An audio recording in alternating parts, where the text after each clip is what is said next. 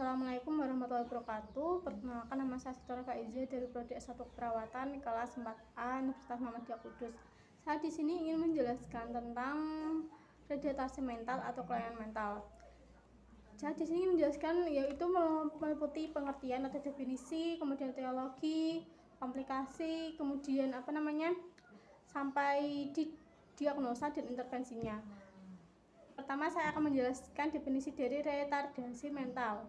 Jadi retardasi mental yaitu disabilitas yang menyebabkan keterbatasan signifikan baik dalam fungsi intelektual maupun dalam perilaku adaptif sebelum usia 18 tahun.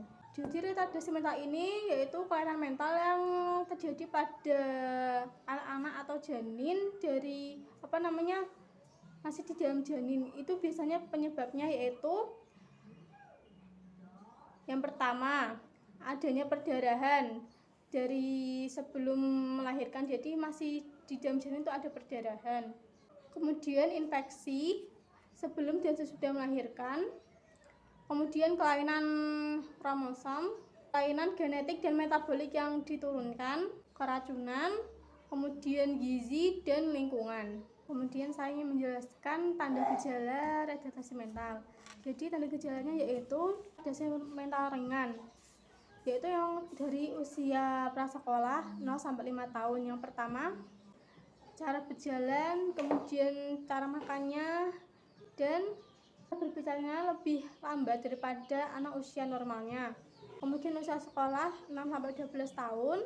Nah, di sini menjelaskan beberapa tanda gejala dari penderita retardasi mental. Yaitu yang pertama, adanya kelainan mata seperti mata keruh, kemudian katarak, kemudian chorioanteritis. Yang kedua yaitu kejang. Kelainan pada kulit seperti kemerah-kemerahan, kemudian kelainan rambut seperti rambutnya tipis dan gampang rontok, dan kelainan kepala seperti mikrosefali atau makrosefali. Kemudian perawakannya pendek dan dikstonia. Kemudian saya ingin menjelaskan komplikasi dari penderita retardasi mental. Yaitu yang pertama paralisis cerebral, kedua gangguan kejang, ketiga defisit komunikasi, keempat konstipasi, kelima kelainan kongenital, keenam disfungsi tiroid, ketujuh gangguan sensoris, kedelapan masalah ortopedik seperti deformitas kaki dan skoliosis, kemudian kesulitan makan. Lalu saya akan menjelaskan penata laksanaan dari retardasi mental. Jadi penata laksanaan yang bisa kita berikan yaitu seperti pengobatan dan terapi bermain pada anak. Terapi pengobatan yang bisa kita berikan yaitu seperti obat-obatan psikotropika yaitu thioridazin dan haloperidol. Kemudian obat antidepresan seperti fluoxetine. Lalu obat untuk agresif seperti carbamazepine. Kemudian kita juga bisa memberikan terapi bermain. Kemudian saya ingin menjelaskan pemeriksaan penunjang yang bisa kita lakukan pada penderita retardasi mental.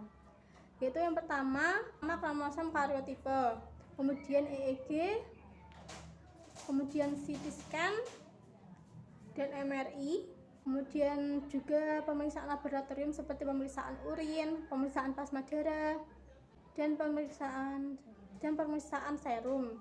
Kemudian diagnosa keperawatan. Di sini ada banyak diagnosa yang bisa kita ambil dari penderita retardasi mental.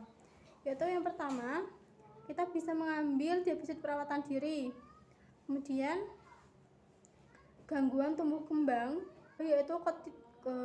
yang kedua yaitu gangguan tumbuh kembang berhubungan ketidakmampuan fisik. Dan yang ketiga yaitu ansietas berhubungan dengan ancaman terhadap konsep diri. Lalu intervensi yang bisa kita lakukan kepada pasien penderita retardasi mental. Kemudian intervensi yang bisa kita ambil yaitu yang pertama, lakukan observasi keadaan umum pasien seperti TTP, kemudian pemeriksaan fisik bisa kita lakukan. Kemudian yang kedua, bina hubungan yang baik antara perawat dengan pasien. Kemudian yang ketiga, bantu klien beradaptasi dengan keadaannya. keempat, dukung anak untuk verbalisasi perasaannya yang berkaitan dengan masalahnya, yang berkaitan dengan masalah interpersonalnya. Baiklah, sekian video yang bisa saya lakukan. Terima kasih. Wassalamualaikum warahmatullahi wabarakatuh.